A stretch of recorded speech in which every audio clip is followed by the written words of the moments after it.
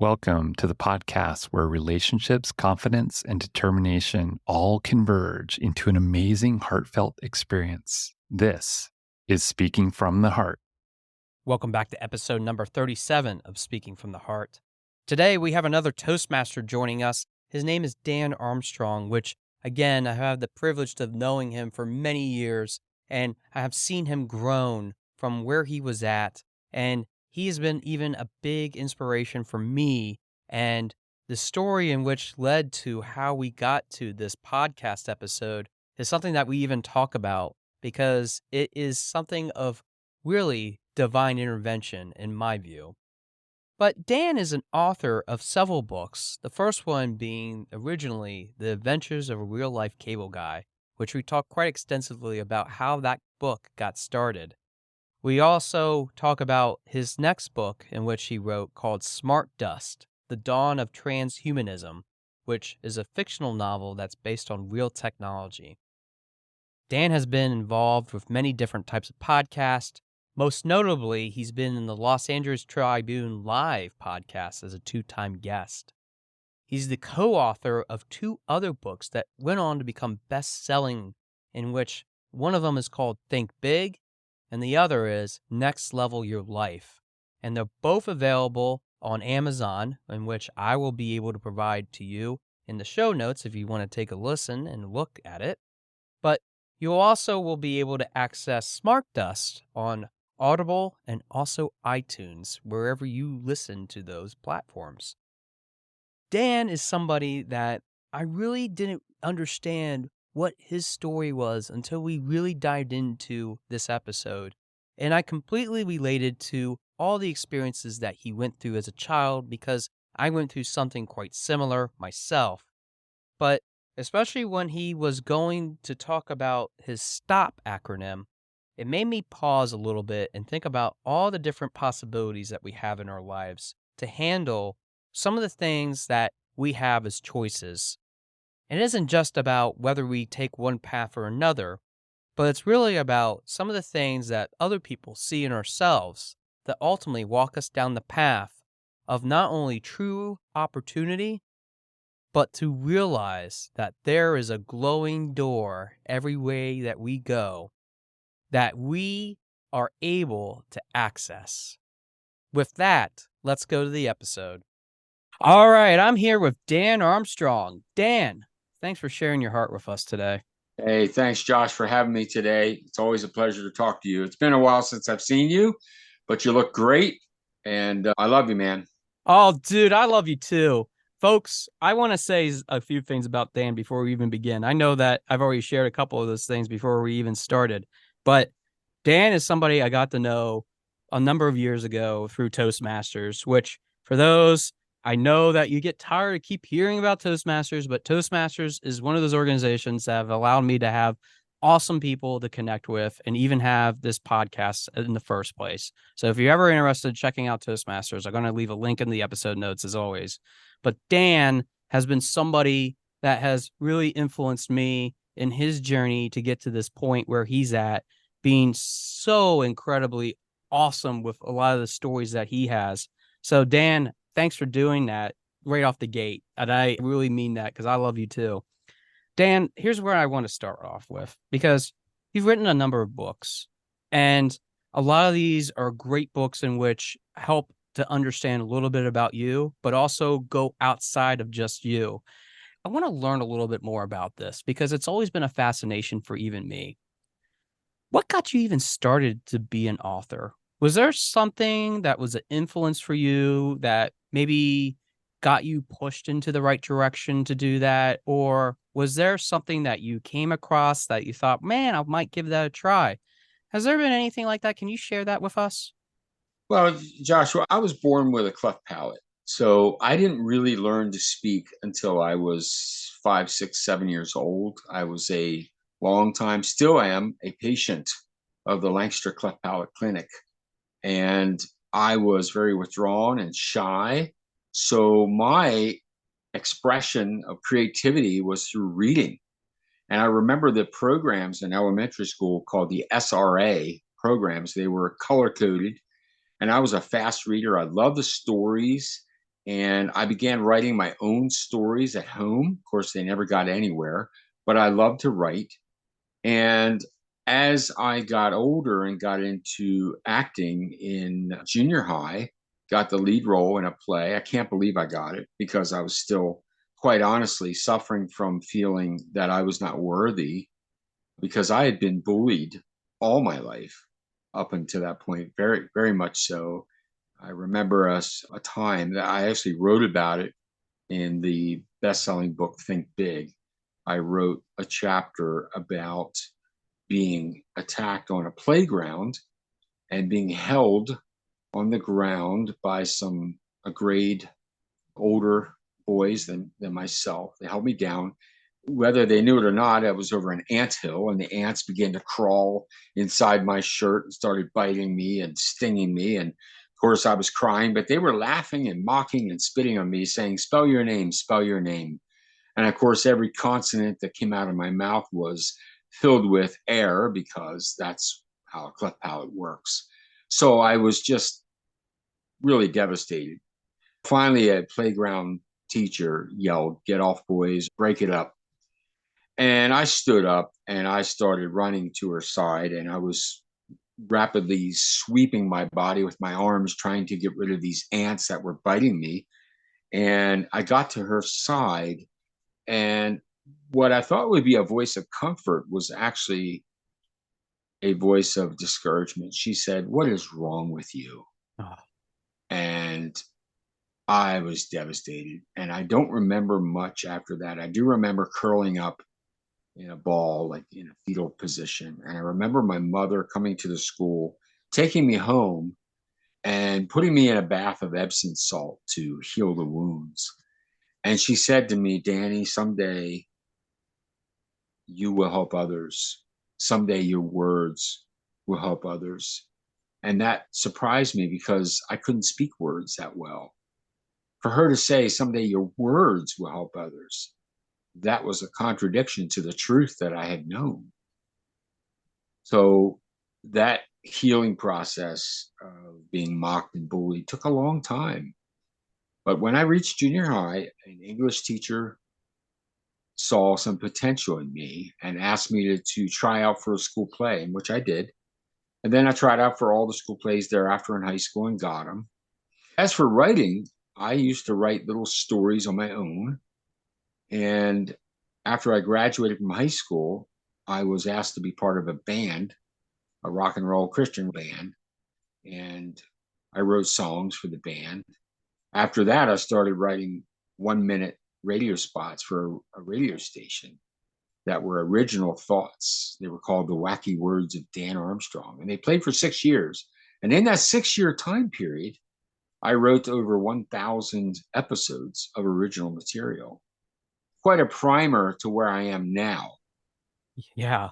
And I'm only up to episode number 37 of doing this. So I definitely understand a lot more now of how he can do 1,000 episodes. Well, I might get there at some point. And You you've will. been a big cheerleader for even me doing this all along and just pushing me to keep on keeping on.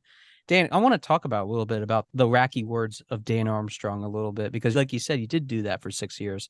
Is there something that stood out for you knowing that you were part of that experience doing those 1 minute shows? I mean, how would that format actually work? Just to give a visual for our listeners. Well, first of all, the station manager called me. I had been in the band. The band was over in 1987.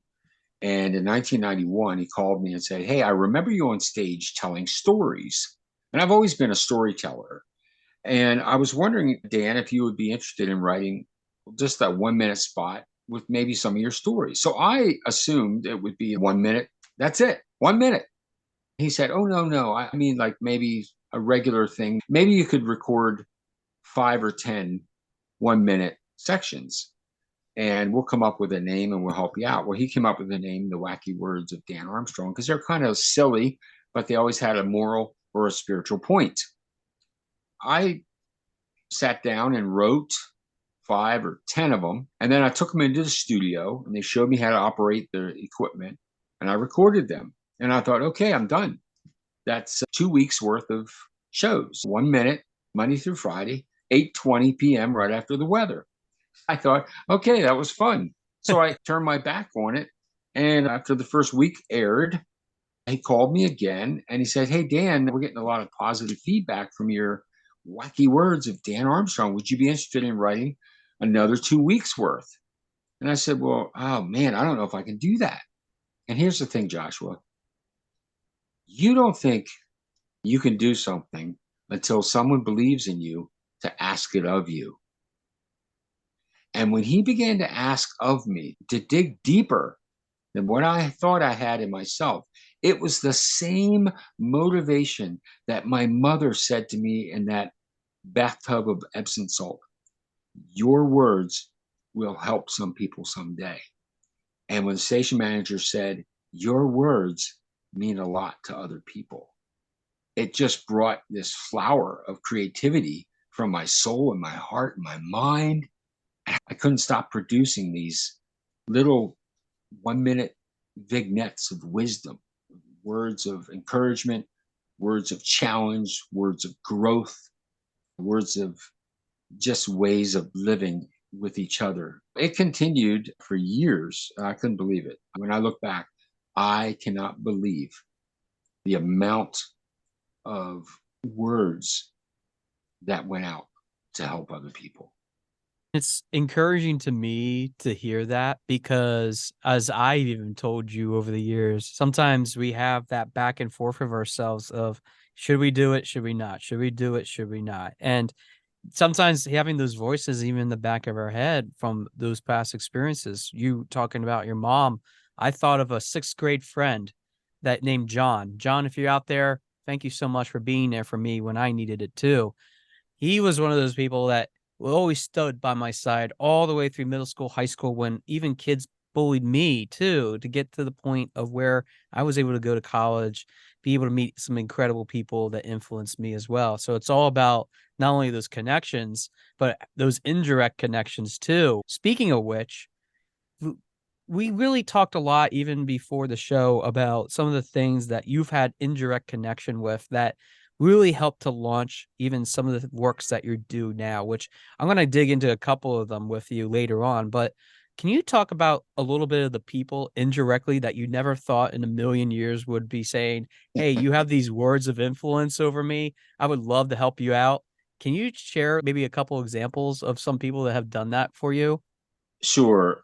When I was about 28 years old, maybe 30 years old, a life insurance agent, he was a friend of mine, handed me an audio cassette program by Dr. Dennis Waitley called The Psychology of Winning. I listened to this cassette series over and over, and then it introduced me to some other legends and icons now of the personal development field, like Jim Rohn and Brian Tracy and Les Brown and Zig Ziglar. And these iconic speakers and coaches were my mentors. And I never met them. I never would dream of meeting them. And then back in November 1 of 2021, I had, by this time, I'd already written 2 books. I wrote something on Facebook, and the promoter, the man who made Jim Rohn famous, commented on my post. And there's a story behind that, how we actually connected on Facebook through another person that was connected to my first book. It's all very serendipitous. Needless to say, I was honored that he would reach down into my world and Yeah. touch my life. And he invited me to a Zoom meeting with him. And he asked me if I wanted to write a chapter in his next book. And he has manufactured over 100 best-selling products, from audio tapes, books. And anyway, I said, yeah. And some of the authors in this book, the co-authors, like Brian Tracy, one of the iconic legends of personal development and sales training, Brian Tracy is one of the co-authors. And Chris Gronkowski, who played for Dallas Cowboys, he was Shark Tank winner. He's a partner with Mark Cuban of Shark Tank. He is also a co-author. I've met him twice now in the home of Kyle Wilson, the promoter of Jim Rohn. And Kyle is one of those guys that is, I always say, as humble as he is great. And there are people like that in our lives that we need to honor and recognize. They're no better than us, they're no worse than us, but they deserve our respect for who they are and what they've accomplished. I want to say Yeah, something to that, Dan, because sure. that is so true. And that these are all people that we have in our lives that oftentimes we think we're never going to be like them. And I was even telling you that even before the show about some of those people as well. And it's fascinating to me that in some of my early episodes, which I had several guests on, we talked about some of that human connection because Yeah. that's really a big benefit for being able to do a lot of those things in our lives. Keep going though. I'm sorry to interrupt because I just wanted to share that with you because I think it's so important, especially in this world today. Oh, that's okay. I have to tell you, I went out to Texas to meet and to become part of this, what's called the inner circle.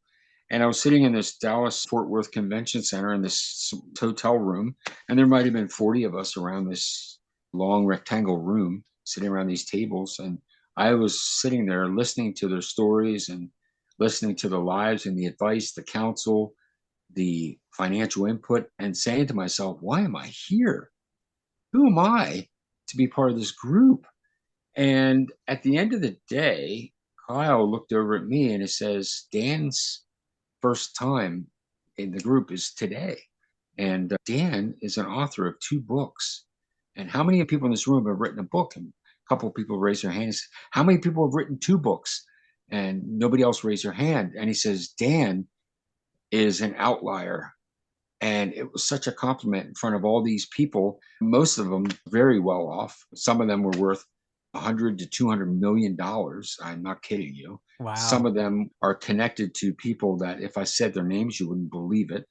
And they're one step away from really royalty and politicians and world leaders. And I'm in this room with these people. And that whole imposter syndrome of why am I here came over me. But by the end of the day, here's the greatest thing that I took away from that day, and I'll never forget it, Joshua. I'll never forget it. Here are these people who are worth, in earthly terms, way more than me. And I realized how humble and hurting they were despite all the accomplishments they had. The room was brutal when it came to vulnerability. There was an open door of authenticity that could be shared without judgment, without contempt. And at the end of the day, Kyle looked at me and said, what do you think, Dan? And I said, I'm amazed that everyone in this room sits on a toilet. Oh my And gosh. yes, the room erupted in laughter, and I didn't feel ashamed that I said it. And I said, it is amazing and truly amazing to me to meet all you people and feel the love and humility above all, the care that they gave me and showered on me, that my wealth was not in financial terms, but in spiritual, emotional terms of just being in the group. And it was a very authentic way. So I didn't feel like an imposter. I felt like I belonged, and they made me feel that way. And I think what we do is we look at people like this and say, oh, I'll never measure up. Well, guess what? They will never measure up to you. You are the one who is uniquely made. Joshua, there will never be another person like you. You are uniquely crafted, gifted, created to do something that I can't do. And I am crafted, created, gifted to do something you will never do. So when we compare with each other, we are actually harming ourselves. We are hindering the path, the destiny, the fate that we are supposed to take. That is really important to not only continuously give that feedback because Dan, I feel like I do that for clients as being able to open that door of being vulnerable, being authentic, being able to say, it doesn't matter where you are. I want you to feel comfortable in knowing that you are valued in this. And some people are completely broken when it comes to that. And I've shared with my listeners, I've shared with you the many years of that struggle myself getting to that point. Because this is an excellent turning point for me because I want to talk about your very first book you wrote, which, just to remind the audience, the book that you first wrote was The Adventures of a Real Life Cable Guy. Now, Dan, I'm sure that everybody always has this question first. Were you really a cable guy? Was that your profession? Yeah. So I started as a cable guy when I was 20 years old. And within 5 years, I believe it was, I was a master technician in the sense that I took all the courses and I knew all the stuff, but it never stopped. There was always more and more because the industry expanded. But I stayed with the industry with a couple little off branches of doing something else for a year or two and then coming back to cable. So about 37 years minus maybe 5 or 6 years of doing some other things. So yeah, I was a cable guy for over 30 years. During that time, I would come home and tell my wife, or if I saw some friends, you'll never believe what happened to me today. Because the homes of America are filled with real life daytime soap operas. And there is no filter, there is no cameras and no cut. You are literally in the fray of real life. I wrote the book, The Adventures of a Real Life Cable Guy, and I handed it over to an editor. Now, this was 2013, and this is when we had discs.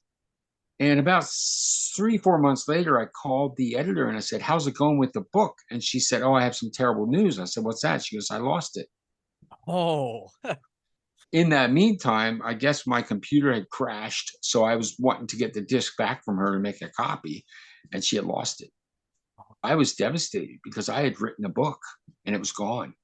wow. And so I talk about perseverance and diligence, but also depression. I went in 6 months, I couldn't even think about it. And then my wife said, you got to start over. So I So, did. so just to clarify, this Yeah. book that eventually got published is actually the second rendition. The Yes. original is no longer in existence. You've never been able to find the first copy No, of it's what you wrote. gone. It's Wow. gone. Oh, Yeah. The book that came out in 2015 that was highlighted. I was interviewed on ABC Good Day PA, a live interview about the book. It is in 10 or 12 countries. It's in about 40 states in the union, maybe more. It's traveled all over the world with other people who take pictures of it while they're traveling, which is hilarious. But I had to rewrite the entire book. And I think it was something that had to be done to develop perseverance and a sense of belonging to what I was supposed to do, a craft I was supposed to hone. Yeah, I rewrote the book, the entire thing. And maybe it's better than the first one. Who knows? we will never know. We'll never know. But I'm curious because you just said that maybe that gave you the effort to persevere. Do you think that if losing that first copy would have never happened, do you think that you would have been doing what you're doing now? I mean, I know I'm asking you this hypothetical, but I'm really curious. What are your thoughts? Well, that's a great question. I think that when we run into obstacles like this, and I have a whole acronym about this, STOP, when we run into obstacles like this, if we don't have things like this, it doesn't develop character in us. So perhaps if the first book was written, maybe I would have been satisfied with it. I don't know. But what it did for me is when I started to write my second book, which is a novel, which is 600 pages, then maybe I wouldn't have been able to persevere through that design, that development, and that determination to get that done. Having to write two books before one is published creates a strength that came from a struggle, really. You said the acronym STOP. Can you elaborate a little bit on what each letter stands for with STOP? Sure. I speak to groups. I'm open for speaking engagements, youth groups, college groups, churches. Stop. Sometimes you have to stop and you have to look at your struggle and ask yourself, where is the strength from it? T is tragedy and then triumph. How can I triumph from this tragedy? O is obstacle. And of course, that is overcome. How can I overcome this obstacle? The P is a little more involved. P is for pain. But what is the purpose of this pain? Can I turn my pain into a passion? Can I turn my pain into a plan? Can I turn my pain into a way of perseverance? Joshua, I think about you. I've followed you for years. You took your pain and you turned it into a passion. You've turned it into a project. You've turned your pain into a podcast. How's that? Yeah. So P is just wide open. But I think when people go through a struggle, and like I did with a cleft palate and being bullied and mocked, and then traveling all through the country, but then losing my first book, that's a struggle to go through that. But what was the strength of it?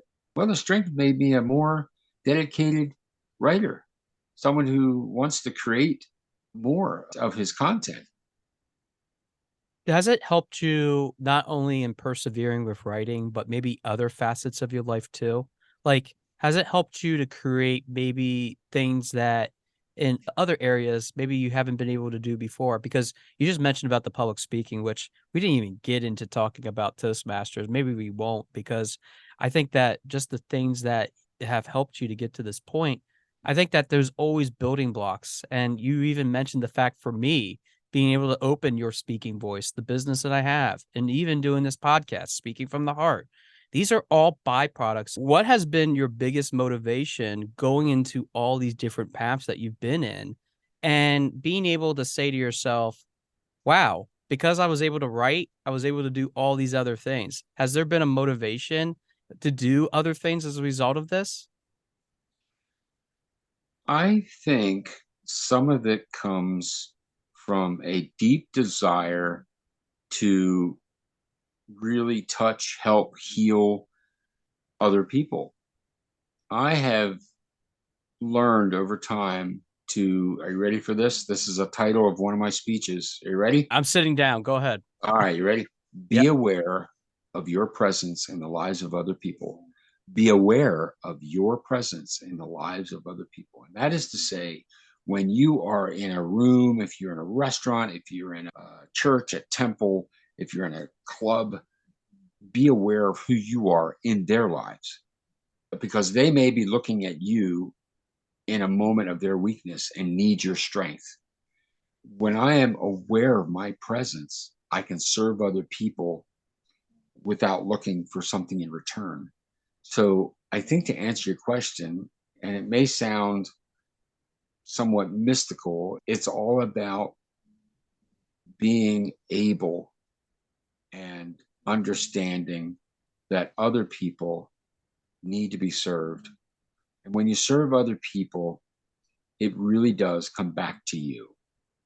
It really does come back to you. There's a saying, you can count the apples in a seed, but you cannot count the apples in a seed. Let me say that again. You can count the seeds in an apple, but you cannot count the apples in a seed. And that is to say, yeah, my action, you may see it, but what is the result? When I plant a few seeds of corn and I get a stalk, how many more kernels of corn are there now because I have sown into someone's life? Ripples and reverberations through time and history will never be seen by me, and that's okay. I'm okay with that. Dan, I love that statement because I actually think about some of the things that I've been doing in my life, and it's even outside of the business. I've been on a nonprofit board in Harrisburg, Pennsylvania for over 7 years, where I help women to not only get back on their feet, especially after they go through domestic violence or have some unique situation that happens to them, but it has really helped them to see not only the opportunities that are presented in front of them, but to get the confidence to be able to do that. And for the organization that I'm talking about specifically, it's called the Shalom House. It's in the Mhm. Allison Hills section of Harrisburg. If anybody's ever interested in donating any money to that cause, it's the most beautiful thing that they do to help people just get back to where they need to be. And it isn't just about getting them on their feet and pushing them out. It's about making sure that they never have to go back into it. That's really the biggest important thing, because the recidivism relating to that is so huge. So I'm going to leave a link in the episode notes in case you ever want to donate anything relating to that. And Dan, I want to slowly wrap up and ask you a question that's really personal. I think it's really more personal than maybe I've asked other guests, because all the things that you've talked about, I got to say this. For some people, it is about helping other people, serving those other people, to use your word specifically, because we do that in business. We Mhm. do that in our personal lives. We do that in our professional lives. They're all interconnected. Did you ever think that a kid that had cleft problems would ever get to a point that would be able to say, yeah, I can be successful? And if you can say that, which I know the answer to already, and you do too, what would you say to someone else that is going through something like that and is struggling to just get over that teasing, that barrier that they might be feeling that they're artificially putting in front of themselves? What would you say to somebody like that? I so wished that I could go back in time and pick up that little boy that was held over an anthill and tell him that you're going to be a public speaker, you're going to be in a band, you're going to talk to tens of thousands of people, you're going to use your mouth, you're going to use your ears. I wish I could go back and tell him that he's going to write 2 books and become a best-selling author.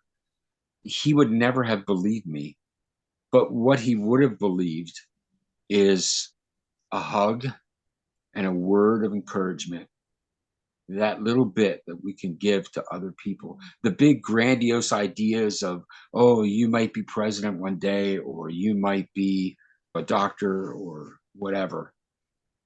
That is not what someone in my place needed to hear. What I needed to hear was, you are special, you are gifted, and you're going to make it. You're going to make it. You're going to make it. I think that solid encouragement, those simple words, are what seek and sink in deeper into the heart and soul of anyone. It's, you can do it. You are special. You are loved. I believe in you. And I think I had to say that is what I would say to someone who's going through something of that nature. Each one of us have an incredible amount of ability and capability that can be developed through determination and discipline if we say one thing, and that is 2 words: I believe. I believe. And you know what? You don't even have to answer the words that come after I believe. Just say, I believe. I believe. And rest. And the answers will come to you. I know it. They came to me. I'm sitting here and I'm thinking to myself, small kid growing up, being obese, overweight, being teased. I asked myself that question just now that you asked. Do I believe? I really want to hug that kid.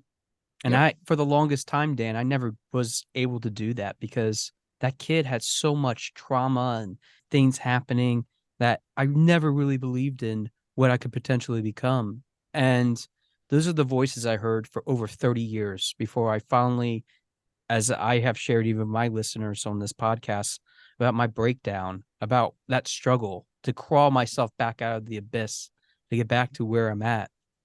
And I always wanted to hear someone say, I believe. And yeah, my parents had done that, but that wasn't just enough for me. I needed to hear a lot more. And for you to say that, it's the most authentic thing in itself, because you have been consistent with that, knowing you for the many years that I have known you. But more importantly, above all else, I sense that in the emotion that you are thinking about this and how you've answered these questions. I think that's been really important for me to really gather and absorb. And I truly appreciate you doing that. Dan, I'm going to give you the last few minutes. tell us how we can get any copies of the 4 books that you have out there. I mean, 2 of the books I know you have several co-authors on, but you're still part of the book overall. How can we get you as a public speaker if we wanna book you? I'm sure there's some people thinking, "I want Dan." So, I'm gonna give you the last few minutes. Please tell us how we can reach out to you. Thank you, Joshua. I have a website. It's danarmstrongtheauthor.com, danarmstrongtheauthor.com. And you can go on there, and there are links for The Adventures of a Real Life Cable Guy, my novel, Smart Dust, The Dawn of Transhumanism, and the book, Think Big. There's Amazon links there. And Next Level Your Life can be found on Amazon. There might be some same titles of different books, but it would have 10 pictures of people on the cover.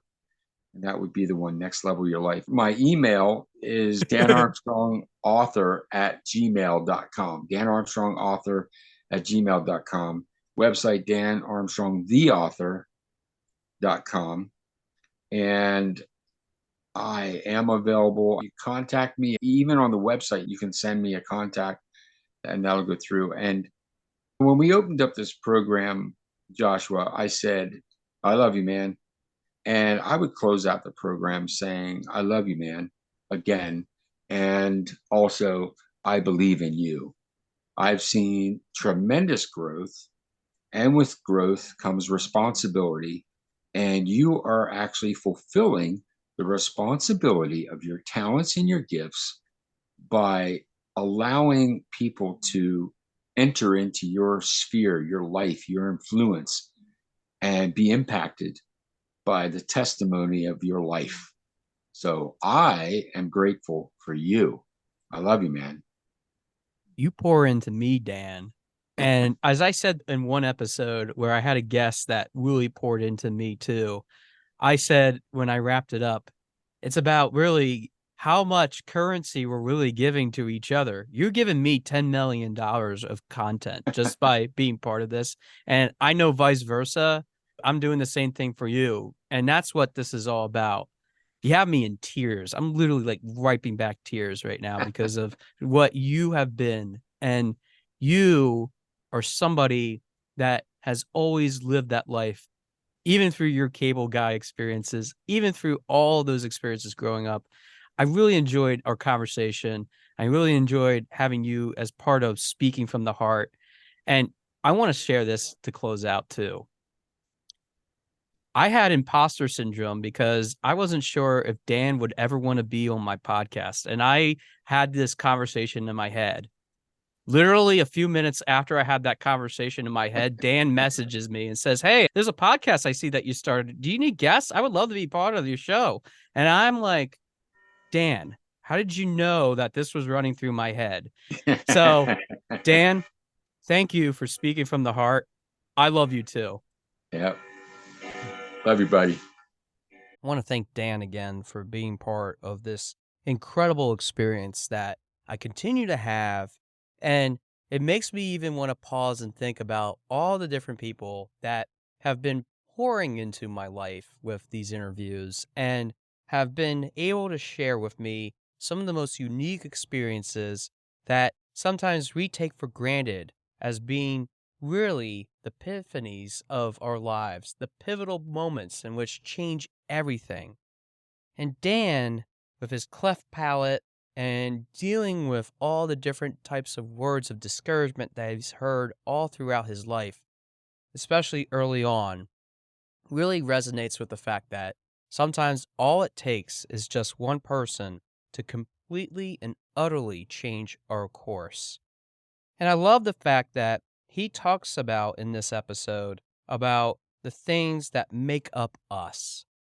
Being able to have that vulnerability, to have that authenticity is something that many authors have talked about in even their own works, which I specifically think about Brene Brown's Daring Greatly, one of the most incredible books that have ever moved my life and made me break down, even as a male, and cry, which, let's face it, it doesn't matter what gender you are. You definitely are human and you feel the emotion of just having to overcome those inadequacies about whatever that is that goes through our lives. But that's the deal. Those are the things that sometimes we are trying to go through when it comes to not only the things that we have as opportunities, but sometimes it even creates some of the things that we never expect happen, especially doing all those different 1 minute shows that we have on the radio, which I love that Dan even has that experience when he was encouraged to try out for the school play, despite all those different things that have happened in his life. It all takes one thing, one person, one activity to completely change the landscape of what we can potentially become and what we can be able to do for ourselves and for others. That makes it so valuable that we are able to see and create maybe the career path that we can go down. And although we can always have a daytime soap opera happening in our own backyard and even in our own lives when it comes to those different types of things, I think that for Dan, being able to see those experiences made him realize that he can be humble about it. And I think he's the most incredibly humble person when it comes to all these different things that have happened in his life. Even if he disagrees with this or not when he listens to this, I think that he understands that it's all about creating that value. And I think he's created that value in the numerous works which I continue to read every time that he's working on his schedule to work on the different things that he has because he is an avid writer. He loves the ability to create that opportunity for content. He has passion. He's able to be aware of the presence of the lives of other people, to be able to connect, to be able to learn and expose what we truly are deep inside. And that's why sharing Dan's unique encounter with me, when we were able to both think at the same time that we really wanted to be on this show together to talk about these opportunities, really was a bond of love, a bond of brothership, a bond of something that I never thought in a million years I would meet somebody so able to understand through those words that he uses how he creates that whole entire process for himself and others. His acronym STOP of being able to use strength, triumph, obstacle, and pain to overcome the variety of different things that happen in our lives is just a testament to the overall picture that he has created in this episode about not only the things that we can overcome, but the things that make up us. Do you always have those stop moments? Do you always have those things that maybe hold us back from being able to see who you truly are? We all have a wall in which we defend ourselves. It's usually those first encounters. I'm sure that for many of us that are married, we can look back at the times in which we were single, meeting someone for the first time, getting to know each other. But there was also the cautionary wall. The wall in which we're not going to open up our feelings and our emotions and our connections because we wanted to understand them more. We wanted to create that bond of trust. We have to have encouragement in order to move on to that next stage, in order to understand what that other person is going through and what they're saying. And especially in this world that we live in, we strive for that connection more than ever before. Even with artificial intelligence on the rise, even with technology allows us to connect from far reaches of the globe, no matter what it is, no matter what is ahead for us in the future as a human race, I think that even in his book, Smart Dust, it truly depicts what we could have as a livable future. But we need to believe. We need to believe not only in ourselves, but in the people that we are surrounded with. And that's what I believe and what Dan's authentic conversation with me was all about. He was the original conversationist that allowed me to understand what I was potentially able to become. He believed in me even before I believed in myself. He was the one that understood more than anything else, in which that was the unbreakable bond of love that I think both Dan and I share. So yes, Dan, I am preaching to the choir. I am preaching that. Do you have somebody in your life like that, though, my fellow audience members? Do you have that person that you can connect with? It doesn't have to be romantic. It doesn't have to be this strong brotherly love that I have for Dan. No way. But it has to be something, because we all crave it. In one episode, we've already talked about how we're social creatures. The late Aristotle even said so. He might have meant that in the political realm, but he also can apply that to even the things that we do to govern ourselves and each other. The late Jerry Springer would even tell us the same, in which we take care of each other. But I think that's really the point, is that that's the universal bond that connects everything together, which is why I have clients that walk through the door, sit on the very couch that I have in front of my computer, in which I listen and take notes, and I share that pain, I share that triumph, I share those words of encouragement, I share those faults, I share the goals. I live and breathe with what those people are that truly want that change. That is what we really want, because somebody or something ruined it for us. I think of Dan's teacher, and I think of all the teachers that have surrounded me over the last several years of my life that have helped create the best version of who I am, the person that's always curious about what's on the news and what's reading next, so that we can learn more. We can have a thoughtful, conscientious dialogue. Dan's library, in which you were not able to see, is something of impeccable character and defines what even he is. An avid lifelong learner willing to continue to be the presence in other people's lives. And I think that's why it's so important to have that connection, especially with people that are struggling the most. Even those people that I get to have the opportunity to work with at the Shalom House as a board member.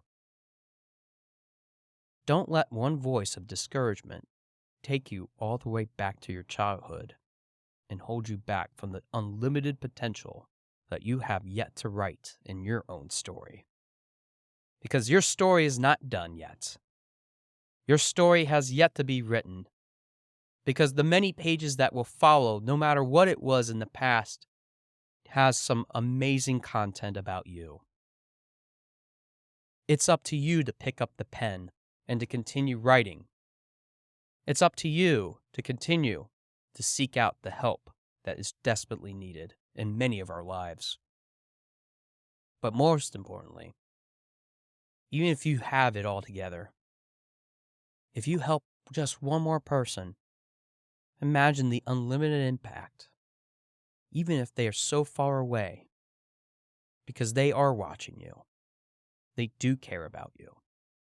They want to see you be successful, because you, to them, are the greatest thing that's ever happened. Thanks for listening to episode number 37 of Speaking from the Heart, and I look forward to hearing from your heart very soon. Thanks for listening. For more information about our podcast and future shows, search for Speaking from the Heart to subscribe and be notified wherever you listen to your podcasts. Visit us at www.yourspeakingvoice.biz for more information about potential services that can help you create the best version of yourself. See you next time.